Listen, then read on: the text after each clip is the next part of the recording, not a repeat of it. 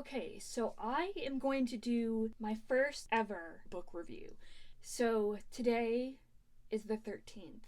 Today is my lucky day. I get to review The Elvis Room by Stephen Graham Jones.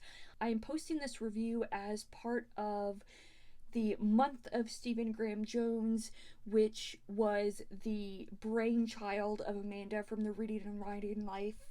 And she just got a bunch of us together, like herding a bunch of cats, and asked us if we wanted to review a Stephen Graham Jones work or two. There's going to be a review of a different Stephen Graham Jones work every single day for the month of June. And so here we are. Let's see how I do with this review stuff. Like I said, I'm going to be reviewing, however well or poorly, The Elvis Room. And The Elvis Room is a 44-page short story that, as far as I know, it's only available via ebook. It's hard to talk about it in any length without giving things away. So, to summarize The Elvis Room without spoiling anything, the entire premise of this story is that this man goes on a research initiative to investigate these Elvis rooms. And these are rooms that are left unoccupied in case of, a famous person like Elvis, at the time, or a rock star or whomever, needs a room for the night, comes in last minute. But there's this supposed myth similar to not having a 13th floor on an elevator, that every hotel must have an Elvis room. What our protagonist finds is that when an Elvis room is taken, when an Elvis room is booked, and subsequently there are no rooms available in the hotel at all, there seem to be deaths that occur in the hotel when these rooms are taken and there are no other rooms left. So our protagonist dives down a research initiative to investigate why this occurs, how this occurs, if there's any commonalities, any consistencies in how these people die. And there is quite a supernatural element to it, and a lot of unnerving aspects to the story, and I would not recommend reading this story at night like I did.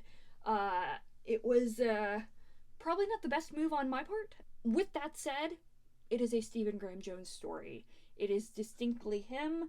It is horrifying. It is wonderful in my opinion, and I absolutely adored it. There's nothing that Stephen Graham Jones could write that I would hate. So, yeah, what else can I say about this story? I really like the way that Stephen Graham Jones really approaches storytelling, or at least seems to approach storytelling. I really like the way that Stephen Graham Jones marries his stories with the storytelling and narrative style itself. The writing seems just to work so well for the type of story that he's trying to tell. In this case, with The Elvis Room, it is a 44-page story. If it was any more, if it was any less, I think it would have been a much different reading experience. It's just the perfect length for the type of story that is being told, which I really, really appreciate. So, yeah. Like I said, I don't really know what else to say without giving stuff away, but I will definitely leave a link down below to the playlist that Amanda has set up, that has all of the Stephen Graham Jones videos, past, as if you're watching this on the 13th, past, or if you're watching this in the future, those future dates as well. Like I said, there's going to be a Stephen Graham Jones review every day for the month of June in the year of our Lord and Savior Stephen Graham Jones 2022. So yeah, I'm really excited to see what everybody else thinks about the works that they've read. For better or for worse, you might see more videos from me, but we shall see what books those are.